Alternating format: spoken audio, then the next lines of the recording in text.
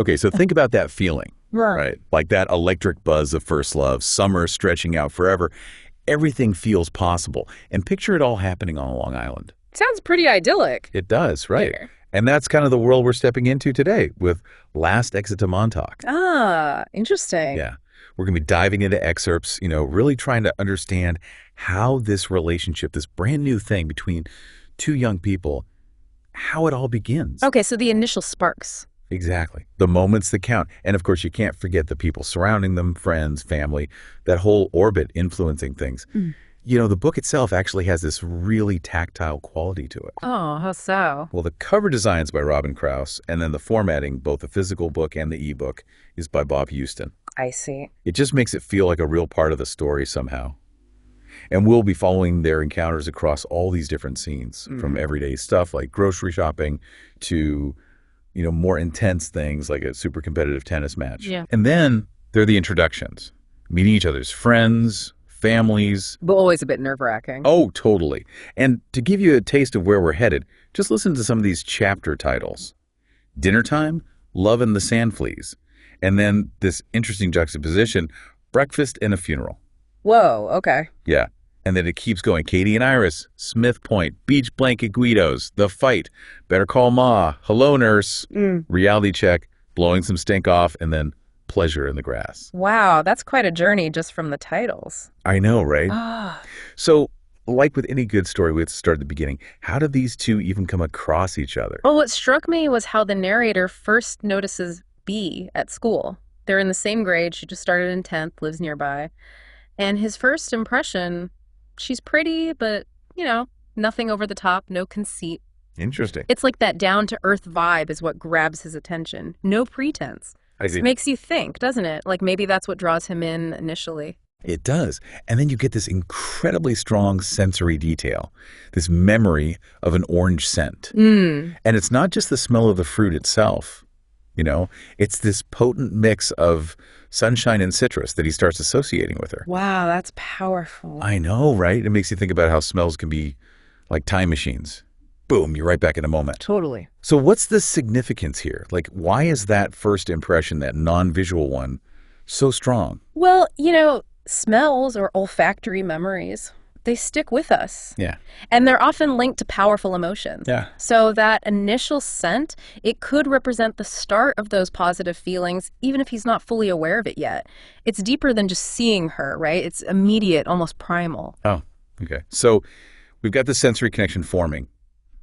But how does it actually start to grow? I'm thinking about that tennis match. Seems like one of those early sparks. It definitely is. Right away, you get a glimpse of B's personality. She's calling out the score. That's love 15. And then with total confidence, that's game, set, and match. I win. It shows her competitive side, right? Oh, great. And the narrator talks about her bouncing the ball, how it was both distracting and, well, cute. It's that push and pull you often see when people are first interested.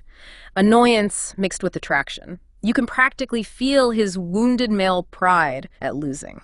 So true. Why is that dynamic so common early on, though? Well, think about it. Those first interactions are all about figuring each other out, like a subtle dance. You're testing the waters, seeing how the other person reacts. Showing off a little, even in a tennis match, is a way to make an impression. And his pride being hurt, it just shows how sensitive we can be when we're starting to like someone. Makes sense. So then things move beyond the schoolyard, right? A phone call, suggestion to go bowling. What really stood out to me was that detail about B actually looking up his number in the white pages. It's so specific to a certain time. Absolutely. It totally grounds the story in a pre-digital age, which has its own charm, doesn't it? But more importantly, her taking the lead, suggesting bowling when tennis is rained out, it shows how proactive she is. She's not just waiting around, she wants to spend time with him, and that can be really attractive. Definitely. It's like she's saying, hey, I'm interested. And this whole thing is set on Long Island, which almost feels like another character.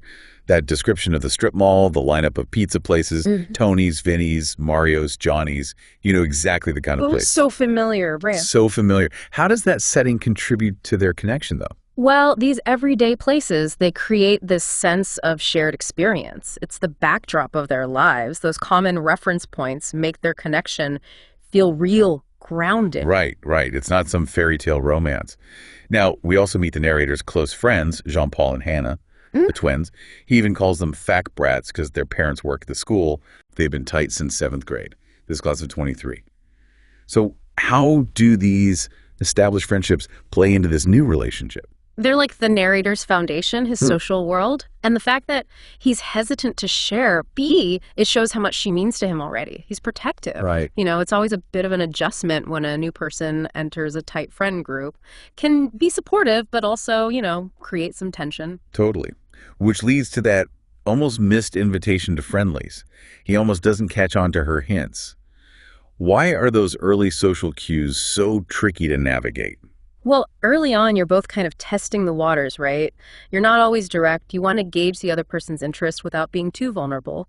So missing those subtle cues, it happens all the time. Okay, so B finally meets Joan, Paul, and Hannah at the narrator's house.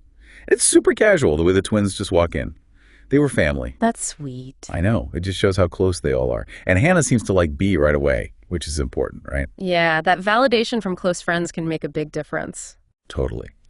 But you can definitely sense the narrator's possessiveness, like he wants them to leave. And Hannah, always the bossy but caring friend, she even says, "You're worse than a woman," as he's getting ready. It's funny. But seriously, what happens when your best friends and your new crush collide? It's like these two important parts of your life are suddenly bumping into each other. And yeah, sometimes you want to keep them separate. Maybe you're scared they won't get along, or maybe you just want to have this new person all to yourself. Right, right. And Hannah's comment, it's teasing, but it also shows how comfortable she is with the narrator. She's not afraid to call him out, even if it's lighthearted. Exactly. So despite the initial awkwardness, they all start hanging out. And we get some key moments. Volleyball in the pool, classic summer fun. But then there's this detail about B putting on a Sting cassette. And the narrator, in his head, he's like, yeah, it's great. I love Sting. But then he thinks about how much he actually prefers the Police. Those little white lies. I know, right? We've all been there. Why do we do that, though? In those early stages, I mean. It's all about connecting, right? You want to find common ground, show you have things in common, even if you have to stretch the truth a little. In the beginning, everyone puts their best foot forward. You highlight the similarities and kind of downplay the differences. So true. And then you have these small moments, like enjoying iced tea together, dancing in the family room. And her laugh is described as light and airy. It starts to build this picture of them becoming more comfortable with each other. Plus, we learn about B's youth group, which she goes to on Wednesdays. How do these seemingly little details add to the story? Well, those small moments, they're like the foundation of a relationship. They build shared memories, intimacy, and the youth group thing, it hints at another side of Bee's life, her connections outside of school, and that might become important later on. Good point. And their intimacy just keeps growing, even around the narrator's dog, Belle. It's unusual for Belle to tolerate someone new, especially rubbing her belly. Jean-Paul can't even do that. Oh, that's interesting. But B, she's got this connection with the dog. What does that tell us about her? Well, they say animals can sense a person's energy, right? Yeah. So Belle accepting B, it could suggest a gentleness, a trustworthiness about her. Yeah. It's like a nonverbal sign that she's good people. And the contrast with Jean-Paul just emphasizes that. Then they exchange phone numbers. Small act, huge implications. The narrator's practically sweating, wondering if it's the real number. And B, she says something like, not too late, about calling. It's like she's setting these gentle boundaries. Yeah. So what's the deal with that phone number exchange? Why is it such a big deal? Early on, getting someone's number, it means you're moving towards more personal communication. And the narrator's anxiety, it just shows the uncertainty of those early stages. Like, does she feel the same way? Right. And B, with the not too late comment, she's being considerate of her family, her schedule, but it also shows she's open to connecting more. Yeah. It's this delicate balance, you know? Yeah. Interest and boundaries. Totally. And speaking of phone calls, his first attempt, classic teenage experience. He gets the busy signal. Oh. Panicking, checking the clock, redialing like crazy. The anticipation is killing him. I can picture it. And then he finds out it was B's sister on the phone. And she, knows he might give up. It's a glimpse into their family, isn't it? It is. It suggests that maybe B has mentioned him, or maybe the sister just knows how impatient teenagers can be. Yeah. Either way, it's a peek into their home life. Okay, so they finally connect and have their first official date. Pizza. Sounds pretty normal, but with some quirks. B's surprised by the narrator's normal dinner. Barbecue steaks, baked potatoes, broccoli. Okay. It makes you wonder, right? Are their backgrounds different? At least in terms of food. It does make you wonder. What we eat, those family routines, they can reveal a lot about where we come from. Her surprise might mean her family eats differently, maybe less traditional or more diverse. And then B's completely indecisive about dessert. Milkshake, fribble, sundae. She can't choose. Ah, so relatable. But then she goes all out and orders this monstrous Jim Dandy. Whoa. And the narrator sticks with the regular sundae. But get this, she pays. Interesting. That's not what you'd expect. Right. What do you make of that? Could be a few things. Maybe she's confident, independent. Or maybe she just wants to treat him. It challenges those traditional dating roles, shows a certain assertiveness. Yeah. And then there's the ice cream eating competition, complete with B's impressive burp. Oh, no. He even teases her with youth group again. That's funny. It's the start of those inside jokes, Yeah. right? What's the significance of humor in a relationship? Oh, it's huge. Shared humor builds intimacy, creates this connection that's unique to them. It means they're comfortable enough to be silly, to tease each other. Totally. And there are all these little actions that reveal their character. She leaves a generous tip. He orders a sundae for his brother. Yeah.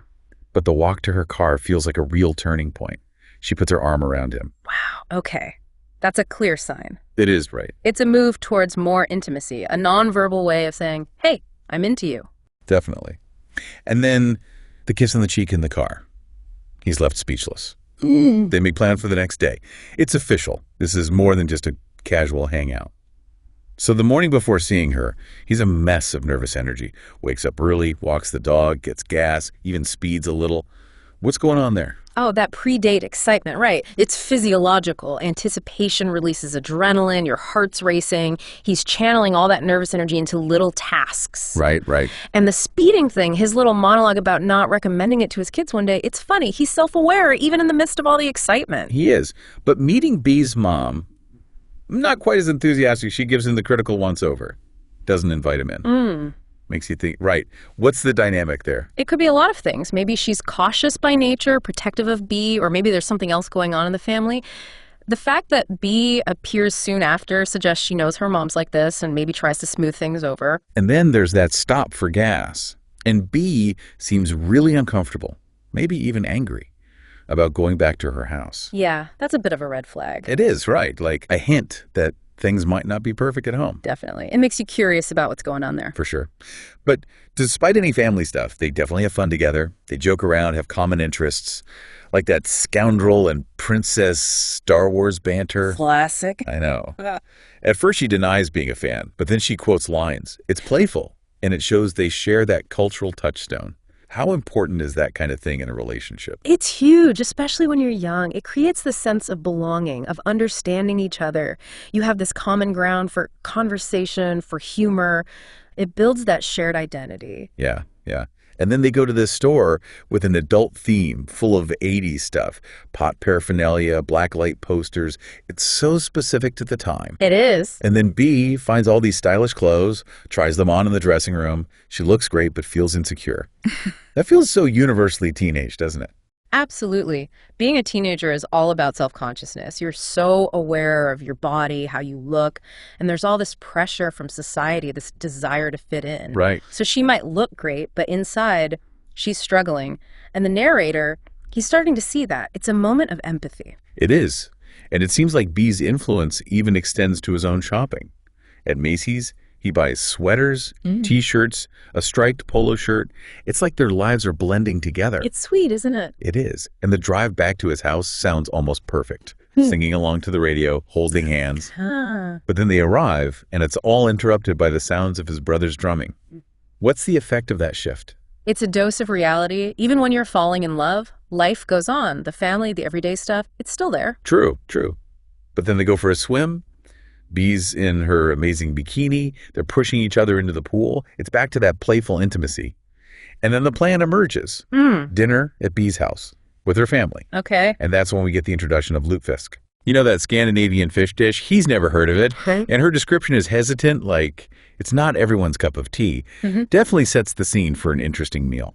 So what can food tell us about families and cultures? Food is so tied to our backgrounds, our traditions. Yeah. Sharing a meal, it gives you a glimpse into someone's life, their habits, how their family interacts. Right. And being hesitant about the lutefisk, it suggests It might be a cultural thing, but not necessarily something everyone loves. It hints at her family's heritage. Definitely. But before the big dinner, they hang out, watch Gremlins, quote, lines, another shared pop culture moment. And then they're in his room looking at trophies. They almost kiss, and he's worried about getting caught. That's so classic. So classic, right? Oh, yeah. That fear of getting caught just adds to the excitement. For sure. So meeting her brother Nils seems to go pretty smoothly. But the parents, that's a different story. Belle reacts weirdly to the dad. And during dinner, the dad's asking all these questions about prep school versus public school. Oh, interesting. He even picks up his pipe, doesn't light it, but still. It creates this atmosphere, you know? Yeah. So what's happening there? What are those subtle power dynamics when you meet the parents?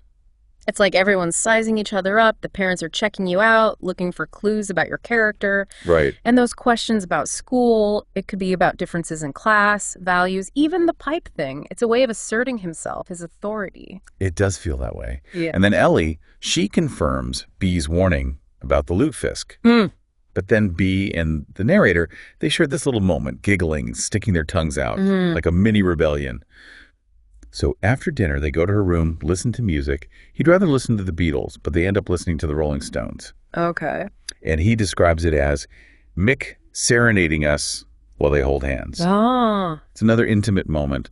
But then goodnight with the parents is kind of awkward. The mom makes these comments about politeness, dessert, and she notices his shoes are off and frowns. What does that say about her? It shows what she values. Politeness, appearances. She's old school, maybe a little strict. Those little details tell you a lot about a person. Yeah. And then in her room, they hug. He's totally shocked. Like, she's more comfortable with physical affection than he realized. Interesting. Now, back to Jean-Paul and Hannah. They're talking about senioritis. And Hannah gives the narrator this advice about not being possessive. Good advice. It is, right? Especially because he was so reluctant to share B before. Totally. Hannah's looking out for him. She knows a healthy relationship means giving each other space, respecting each other's individual lives. Totally. The next day, he picks her up, still nervous, but she's super relaxed, on the phone. Seems to put him at ease. But then there's this awkward moment when he tries to include Jean-Paul and Hannah for lunch. It doesn't work out, and B suspects he doesn't really want them there. Oh, that's tricky. It is, right? It's those little miscommunications, those unspoken feelings that can cause problems if you don't address them. She's picking up on his vibe, and she feels a little left out. Definitely. They end up going to West Meadow Beach, eventually joined by the twins. The car ride is a bit much with everyone's personalities. Yeah. And then you've got these beach blanket Guidos making comments. Uh-oh. And the narrator, he steps in, introduces himself as B's boyfriend. It's like this protective instinct kicks in. What's the meaning behind that public declaration? Well, when you feel threatened or someone's being inappropriate, claiming the relationship publicly sets boundaries. It says back off. Right. And for the narrator, it shows commitment. He's putting himself out there, showing he's there for her. And B, being shaken, it shows how these encounters can impact you, especially for young women. For sure. And then they have this intimate moment putting on sunscreen. It's like they're back in their own little world. But the peace doesn't last. Kyle Ferguson shows up. Oh, no, not him again. It's not a good scene. He's rude, disruptive, but the narrator restrains himself because he knows B hates violence. That's mature. It is. Right. He's putting her feelings first, even when he's provoked. It shows growth, for sure. And even with all that drama, they find a moment alone on the blanket, and their intimacy deepens. But the goodbye with Kyle is tense, and then he smashes a bottle. Not a great feeling. Yikes. They move on to Stony Brook Harbor for a more romantic evening. There's this soft caress, the whispered, "God, you're so beautiful." It's really sweet. But then on the drive home, the narrator has this realization he barely knows anything about her. His brother even points it out, asking about her favorite things. What's the importance of that moment? It's a reality check. The early stages of romance can be intense, but truly knowing someone takes time, effort. Right. His brother's questions highlight that difference between infatuation and real understanding. It's so true. Their last day of summer feels like they're savoring every minute. And then B mentions her annual youth lock-in. He's bummed at first, but he ends up going with her.